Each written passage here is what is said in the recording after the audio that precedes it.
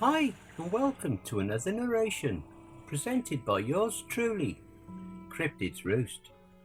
Let's just take a moment's silence for all the haters, Karens, and the trolls. That's enough. Be sure to check out the blooper reel at the end of the video, which is then followed by the end screen, where you will find more videos listed. So grab your coffee, sit back, and enjoy the show. And don't forget, where fear is, happiness is not.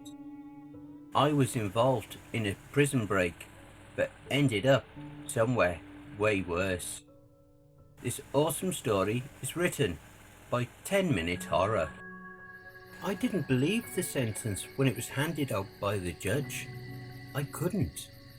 I'd always believed one way or another justice would prevail, and false convictions were something of myths and catastrophizers. But now, here I was, on the wrong side of one. The sound my wife Jess made while sitting in the benches behind me with our 4-year-old daughter, Scarlett, will chill me until my last breath. 25 years. Scarlett will almost be 30 by the time I see her next. As a free man, anyway. How the fuck did this happen? I went back over the night that caused this for the millionth time. I'd been angry that day, sure. I'd always had a temper. That was what the prosecutors had keyed on, and it worked out well for them. They marched in witnesses of all kinds with anecdotes and examples of my quick loss of composure during confrontations. They'd even used our neighbours. I couldn't argue against anything they were saying about my past. It was all true. Maybe a bit slanted, but I was quick to blow up on occasion. Especially when it came to Scarlett. I'd never felt protective over anything like I did the moment she was born, and I saw how vulnerable she was. Scarlett had always been curious about our neighbour, Mr. Moynihan. He was of the old guard, vending machine generation, but was sweet on her. He'd let her go over to visit, and he'd have some kind of treats or snacks for her.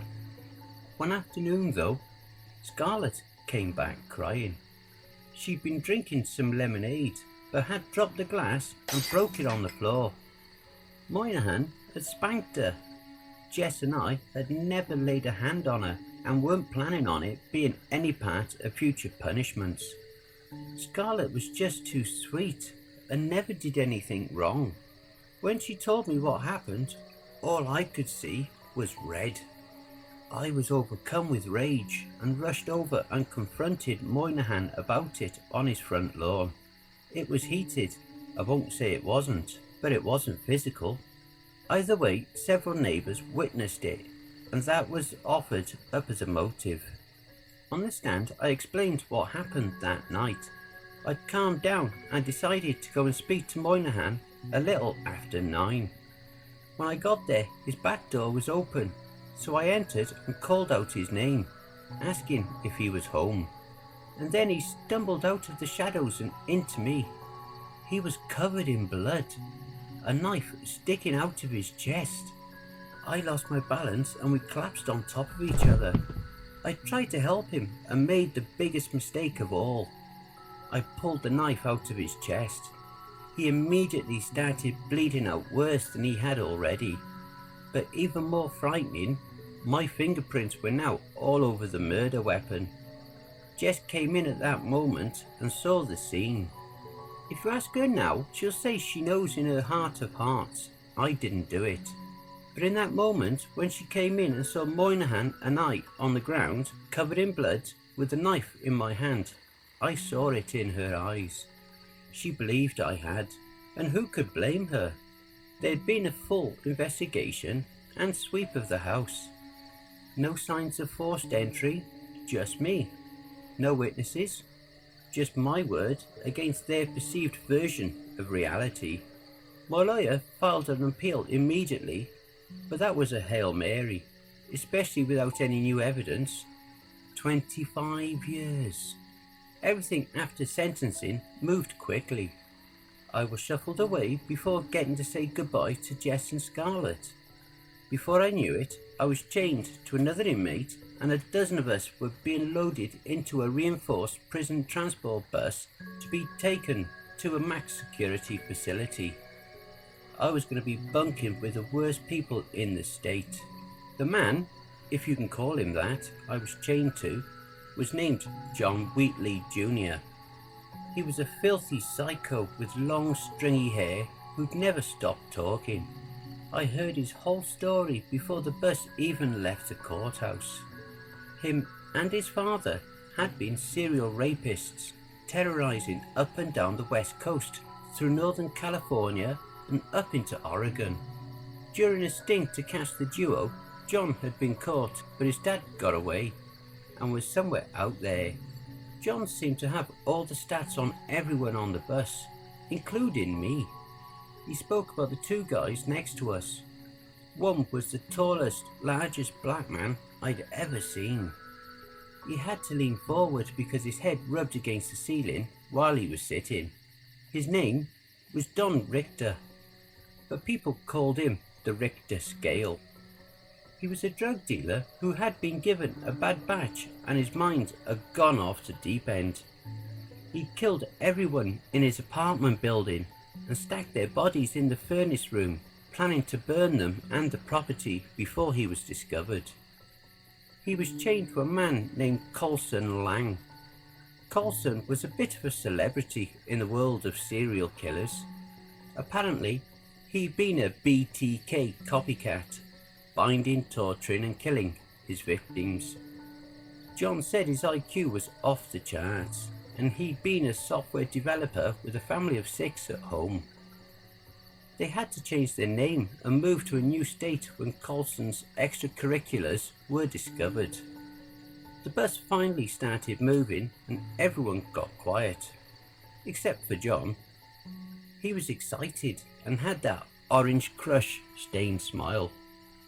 I don't think his teeth had ever been clean. It was a 6-hour drive to the prison through stormy backcountry. All I could think about was the judge handing me my sentence. 25 years. There goes my life. I tried to sleep on the drive, but it was no use. I didn't think I'd ever fall asleep again. John nudged me, getting my attention, and said to brace for impact. I had no idea what that meant. I opened my eyes and realised we were now driving through old farmland and a heavy storm had started. John was facing the rear of the bus, his back pressed up against the seat in front of us. He told me to brace again. At that moment, I looked ahead. The 2 police cruisers that were escorting us suddenly spun out of control and went off the road, like their tyres had gone out. Then our own tyres blew out and the bus flipped and barrel rolled into a ravine. I blacked out, but was awoken by gunfire and John yelling for me to get up. We'd been dislodged from our anchor points on the bus, but still chained together, and John was pulling me towards the rear doors. Richter and Colson, still chained together, were following our lead. The back doors of the bus was bent in, but Richter used his shoulders and broke it outwards. Gunfire outside the bus continued to spray, lining the ceiling with holes. John pulled me out of the bus and was trying to look around to the front, but the storm was raging too hard. It sounded like there was a shootout between the 1 or 2 remaining officers and someone else. Then I heard John yell the word "Dad," and it made sense. His dad had orchestrated a transport intercept to get his son out, and now we were a part of it. Bullets were spraying everywhere and we couldn't see what was happening from down where we were. Richter and Colson started booking it towards a large dying cornfield. John, pissed off from abandoning his father, grabbed me and told me to run. I was operating on pure adrenaline and felt concussed from the accident. It wasn't immediately obvious to me what I was doing and how guilty it made me look to run. I tried to stop, but John yanked me forward and said he'd kill me if I didn't hurry as fast as I could. I knew the further I ran, the longer my sentence would go, but in the moment I was too terrified to stop. What was waiting for me in prison anyway? Claustrophobia and daily shower rapes?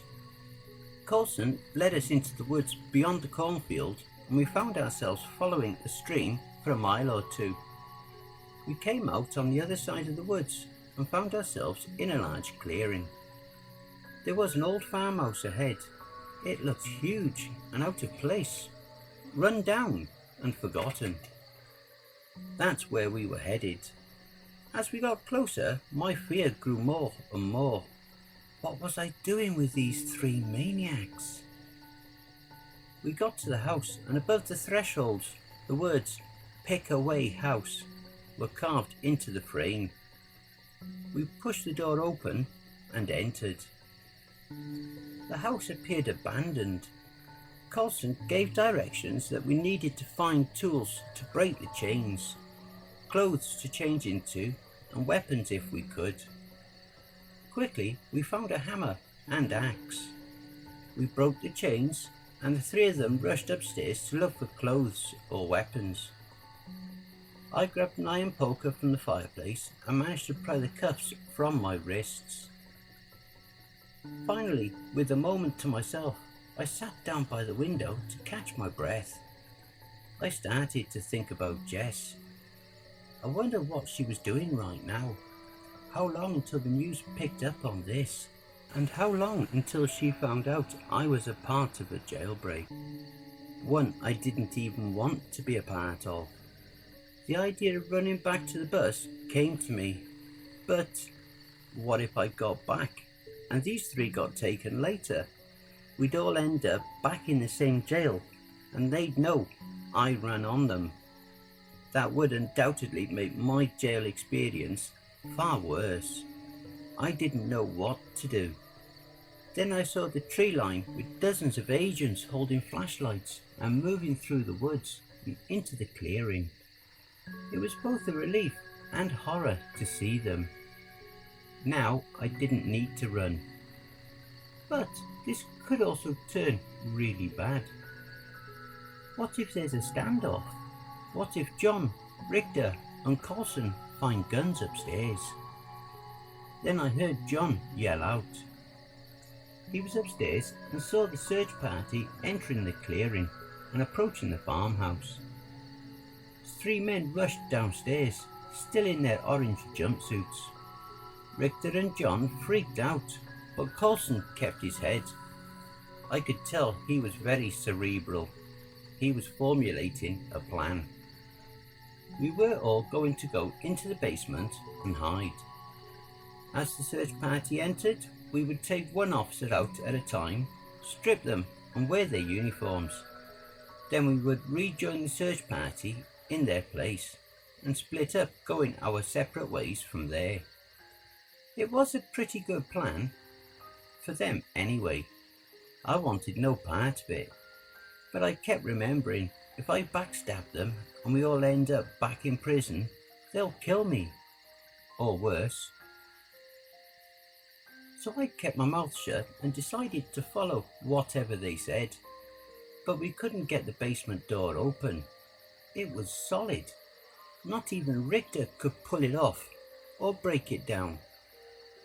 Coulson ordered us upstairs where we'd hide in one of the rooms. I followed them up and saw the second floor for the first time. There were 4 bedrooms, all empty. We piled into the closet in the master bedroom, the plan staying the same. I couldn't imagine us surviving this. I imagined the cops turning the corner, seeing us crammed into the closet and opening fire. Why wouldn't they? They probably thought we were responsible for the deaths of all the cops in the transport.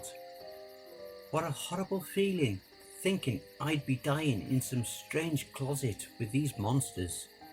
but minutes were passing and we hadn't heard anyone come into the farmhouse.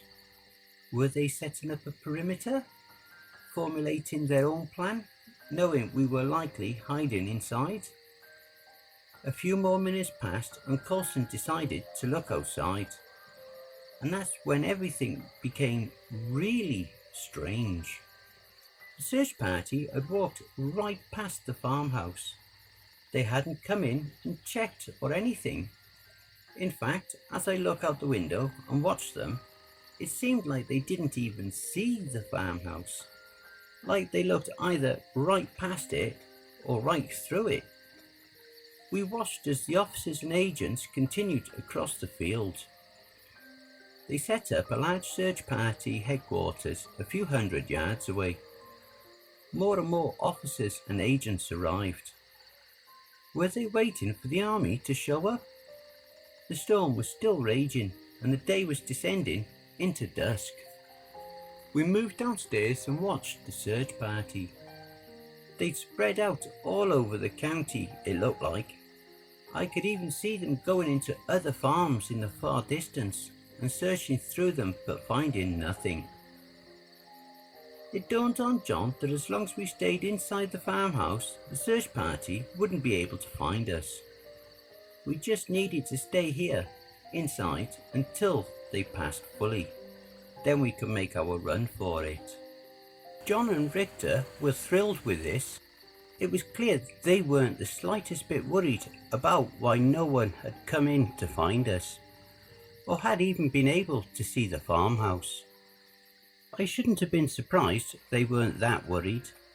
Anywhere was better than prison for these guys. I could tell Coulson's mind was running though, trying to make sense of it, as was I. But there was no sense. Either the search party didn't want to come in, or they flat out didn't see the house. Either option was frightening, and I wanted out. I hatched a plan to try to sneak away that night when the others were asleep. I could get an officer and explain what happened, tell him where the others were hiding. I might sound crazy, but this was all crazy. Since the arrest, everything felt like a nightmare had spilled into my reality. An hour later, it was pitch black out and the storm had gotten worse. We couldn't even see the search party anymore, outside of their dim headlights through the rain. John hadn't stopped talking and was more or less celebrating that we were safe and clear. Though he was nervous his father had been killed in the shootout and was cursing himself for running off after the bus flip. Coulson was quiet. I could tell he was taking it all in from different angles. He went upstairs and John followed shortly later. I stayed out the window in the living room, watching the storm coming down and thinking about Jess and Scarlett. I played out various scenarios in my head where one night I show up at home and we get all our money and make a run for the border and raise our daughter in Mexico. It was a crazy idea, but I figured I was looking at an additional 10 years now for being dragged along in this stunt. So it was either 35 years minimum behind bars or run. I had a lot to think about tonight. Not to mention the fact that there was something wrong with this farmhouse, and I had a disturbing feeling that when we try to leave in the morning, it won't be as simple as walking out the front door. I turned away from the window and was startled by Richter. He was standing in front of the basement door, fixated on it. It made me so uneasy. He easily had over 200 pounds on me, most of which was raw animal muscle. He was about 6 inches taller than me, and the last person I wanted to be alone in a room with for more than a second. At least his attention was on the door, for now. My adrenaline rush was finally starting to drop, and I felt sleep coming on. I tried to stay awake, but it was useless. I fell into a deep, nightmarish slumber. It was filled with horrors, but none worse than the last one, the one that rang true. I'd gotten to Jess and Scarlett, sneaking home one night, and I asked them to run with me. Jess had said no. Hearing that word gave me more pain than any I've ever felt, awake or asleep. I woke up as a roar of thunder shook the grounds, but I could have sworn I heard a scream layered in with it.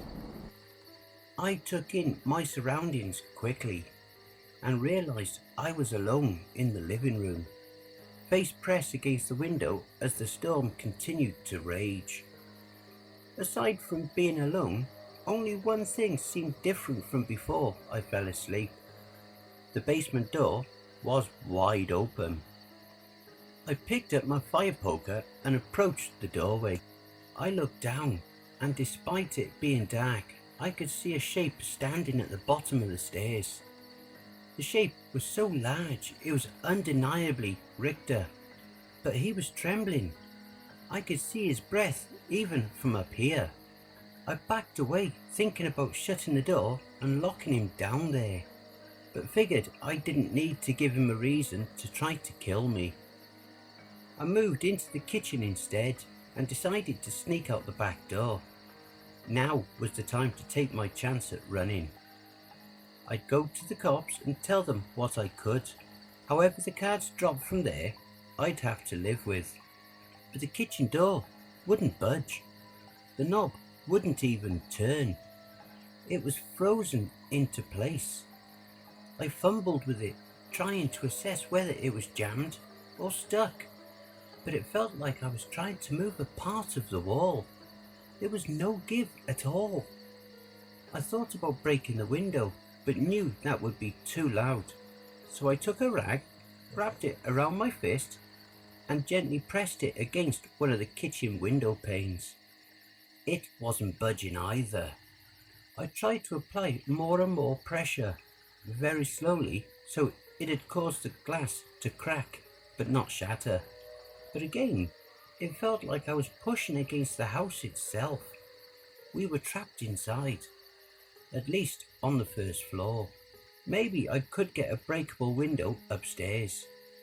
I wasn't crazy about the idea, as I didn't know where John or Colson were, or what they might do if they found me alone. I didn't trust anyone here. I didn't even trust the house. Maybe it was paranoia, but they were violent criminals. What was one more murder during the prison break? I nervously carried my fire poker upstairs, but found the hallway had changed since I'd first come up when we arrived. The hall had gotten longer and now had 4 doors on each side and one at the end. I remembered there was only 4 in total before, but somehow they doubled. Had I misremembered it the first time? I walked forward, passing the first 2 doors. Neither of them had windows. They were both covered in wood panel walls. I knew that wasn't right. I'd seen windows in them earlier.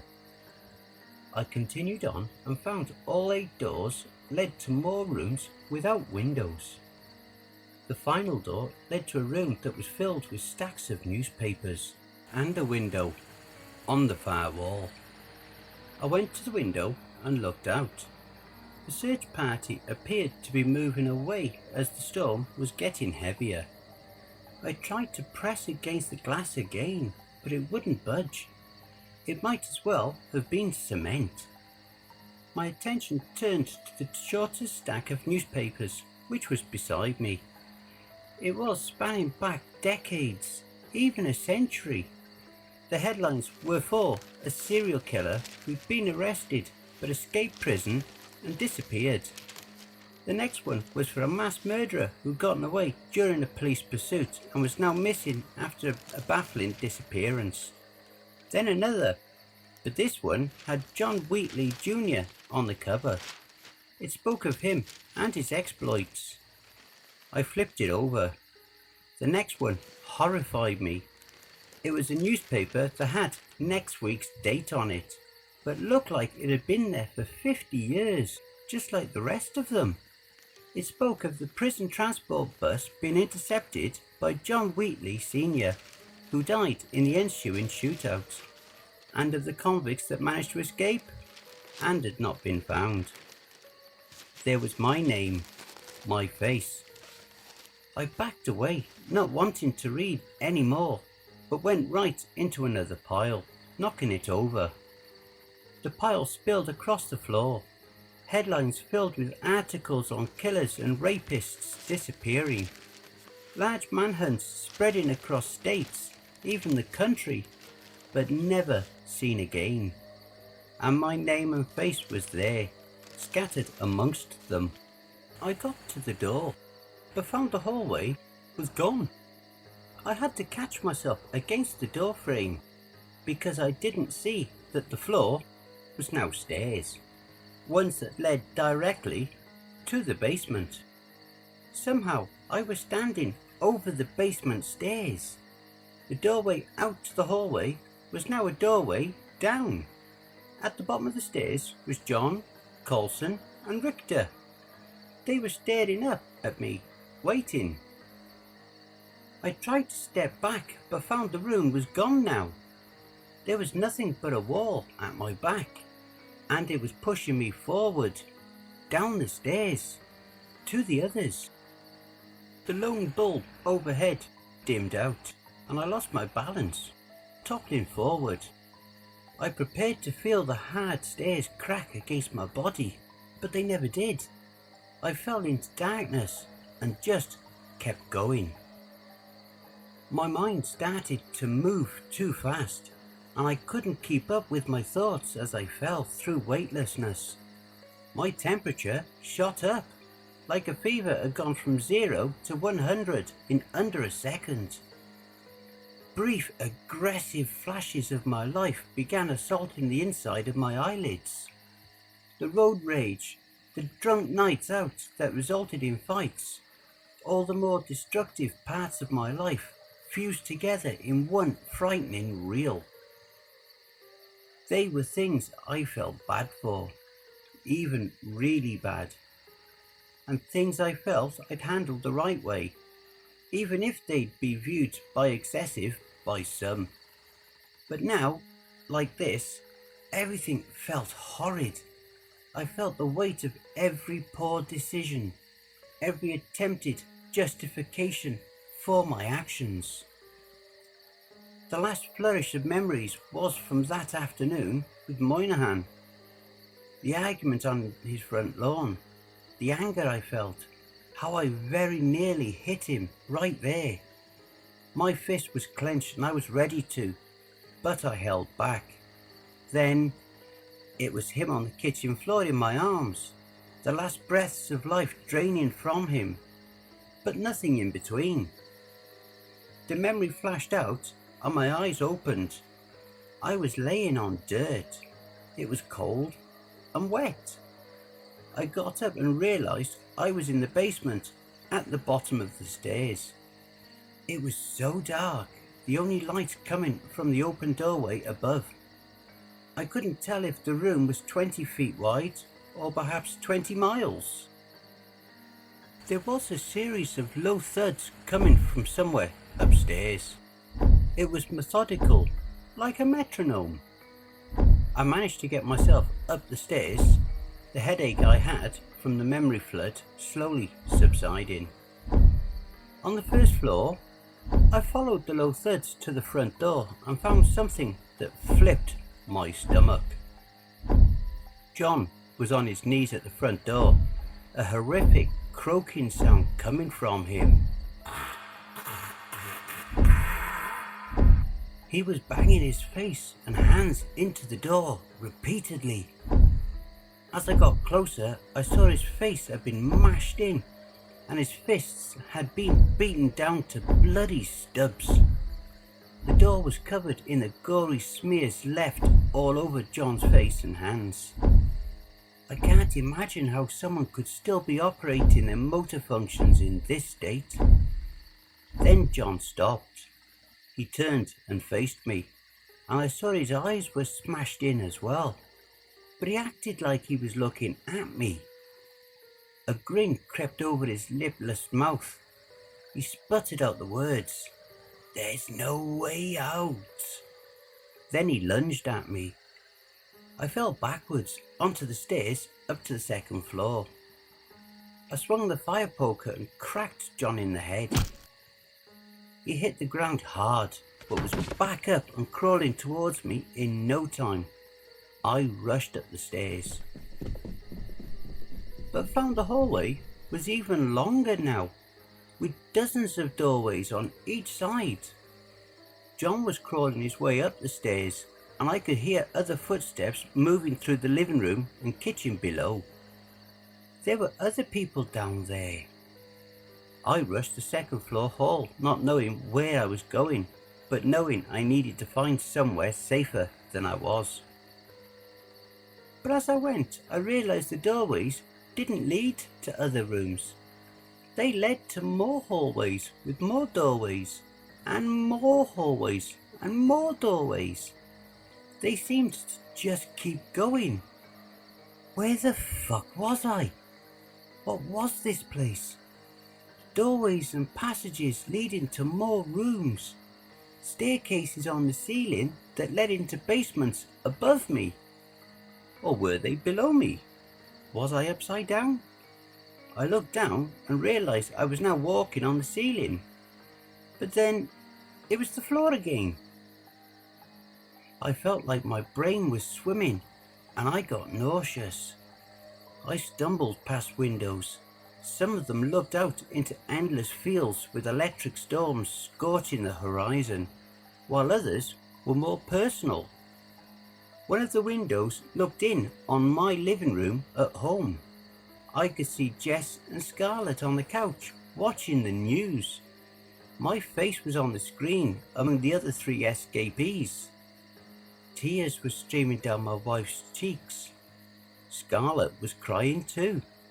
She probably didn't really understand, but maybe she did. I saw shadows darting between doorways, footsteps creaking from above, below, and all around. Something was chasing me from all sides. Some things.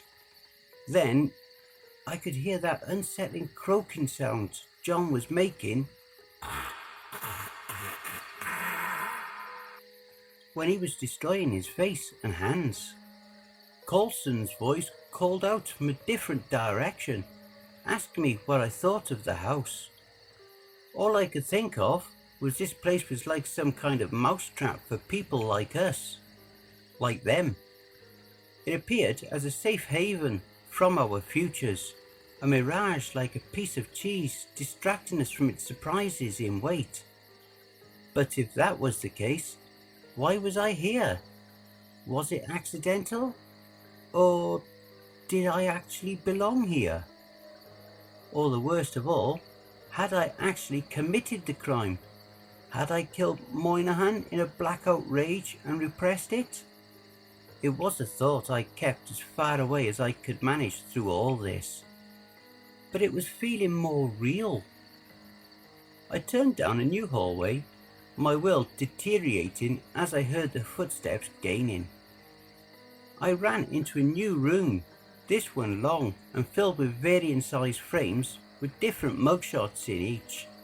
There were hundreds of them lining all the walls. I saw John's, Coulson's and Richter's in a row at the end, but not mine. Mine wasn't there. I peeked out through the doorway in the hallway and saw 3 frightening yellow beams were piercing in from it like a series of flashlights. The source of the light appeared. It was from Coulson. He'd been decapitated and was holding his severed head out in front of him. The yellow light was pouring from his eyes and mouth like a grotesque lantern. He was calling my name from his severed head. I ducked out to the doorway and rushed down the hallway leading into another room, but found John stumbling through it. Half of his head had been ground down to brain and skull, and his bloody nubs had sharpened bone spearing out. Somehow I knew he could see me. The croaking came from somewhere at the back of his mangled throat. It screamed out,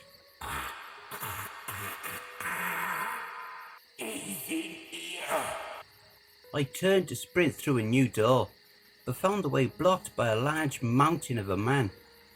He was glistening in the darkness and had to duck under the frame to enter. Coulson appeared from another doorway, and I was bathed in the yellow light from his lantern head. He smiled and pointed the light to the doorway with the large framed man. It was Richter. He'd been skinned with only bloody muscle, veins and ligament remaining. He walked through the door towards me. They all did. I backed up, but found myself against the wall. The framed mugshots were covering it, and several fell to the ground. I was surrounded by the 3 destroyed men, and was quickly realizing I would soon be joining them in my own frightening state. What would they do to me? What would I become here? I held out the fire poker ready to start swinging. Coulson said that wouldn't work here. This house didn't exist by our rules, but I would come to know them well. I didn't care. I raised the fire poker like a baseball bat, and they rushed in. As they leapt towards me, I felt a change inside. An overwhelming sense of calm took over, like I was being protected somehow, by something. I shut my eyes and dropped the fire poker, knowing that swinging it or committing any act of violence wouldn't save me anymore, if it ever could. But the men didn't hit me. Nothing did. I opened my eyes and realized I was back on the floor by the window in the living room of the farmhouse. Coulson, John and Richter were scattered through the room, asleep peacefully on the ground. They were in their orange jumpsuits and appeared to be completely normal and unhurt. Then the front door creaked open, the rain pattering outside, drifting in. I quietly got up, trying not to wake the 3. The door was swinging gently from the wind. Rain was coming down sideways and into the entrance. I walked to the doorway and looked back. The 3 men were still asleep. This was my chance, and if anything I just saw was a prediction of coming events, I knew I had to take it. I walked out of the front door. But as I did, my vision went blurry and overly saturated, like it had been hijacked by some pirated station. I can't say why or how, but it was some kind of reverie, a vision from the night of Moynihan's death. It started with Jess and I in our living room, mid-conversation. She was trying to convince me to go over and apologise to Moynihan, or at least smooth out what happened earlier. But then all of a sudden, I saw inside Moynihan's house. He was in his living room, but he wasn't alone. There was a young man in there with him. It was clear the man was a junkie. They were arguing heavily. Parts of the conversation floated through my psyche. The young man was Moynihan's grandson and had been on the streets for a year. He'd gotten by with little bits of support here and there, but had become increasingly reliant on crime. Tonight, being in a particularly bad way and needing more than usual, the grandson was denied money by his grandfather for the last time. An argument erupted which turned into a full-blown confrontation in the kitchen. And while I was being convinced to go over to apologise, Moynihan was being murdered. His grandson, it had been his grandson the whole time. And with that, my foot landed outside the farmhouse and rain hit my face. I was outside. I looked to the right, where there was an open forest and a clear path to escape. I looked left and there was the search party, a few hundred feet away, but blurry from the storm. The thoughts of continuing to run flashed through my mind, making my way back home to Jess and Scarlett and getting us into Mexico, or further south. It was a fleeting thought though, and it was gone before it came. I ran left, going for the closest cruiser. I had my hands up and open as I approached, and within seconds I was arrested. As I was thrown into the back of the car, I looked to where I came from. There was just an empty plot of land. The pickaway house was gone. There were lots of interviews and interrogations after that.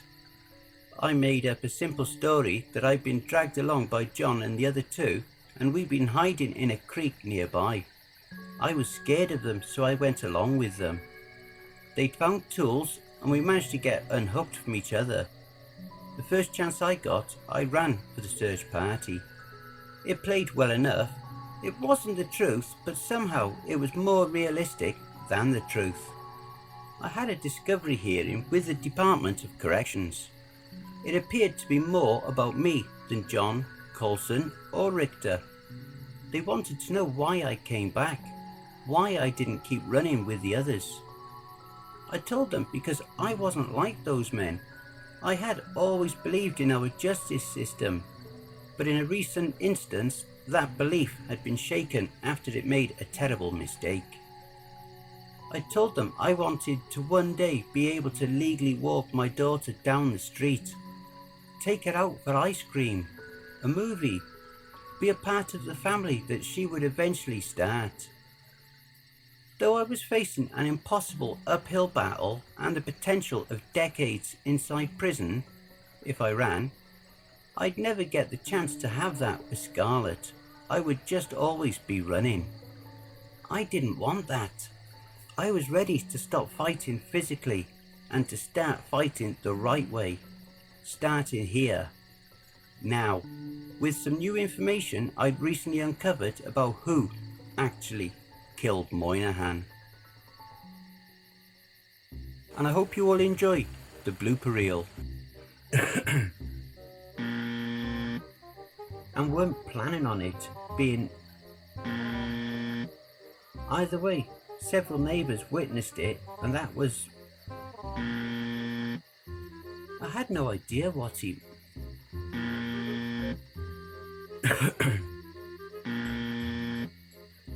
I grabbed an iron poker from the fireplace and managed to pry the cuffs off. He was upstairs looking out of the window and saw the search. They set up a large search party and gently pressed it against one of the windows. Very slowly, so it caused the grass to clack.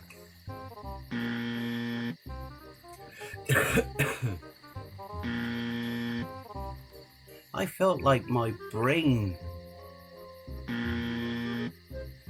I quietly got up, trying to not to...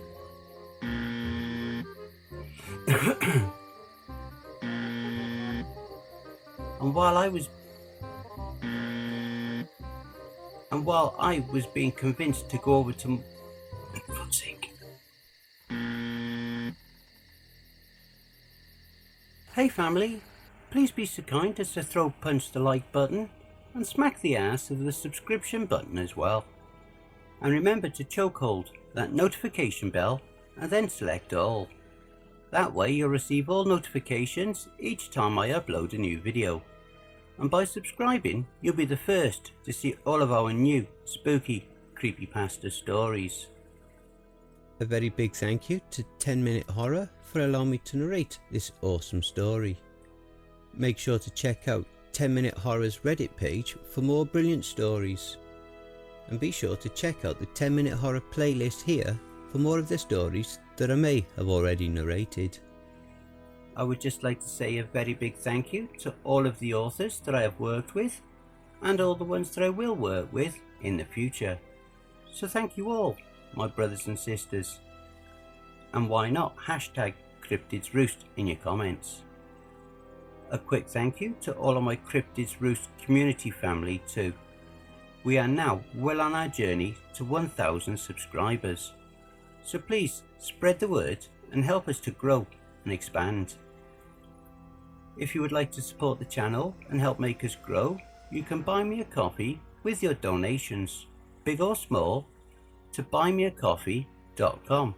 You don't even need to register on that site to donate. You can also support us at Ko-Fi and BitChute. You can also follow us via our Facebook group, Twitter and Instagram. You can support us and donate via paypal.me/cryptidsroost. All relevant links will be below. And don't forget to check out the end screen, see above. That will also list some more videos in my back catalogue.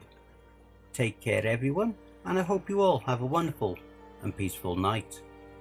And don't forget, where fear is, happiness is not.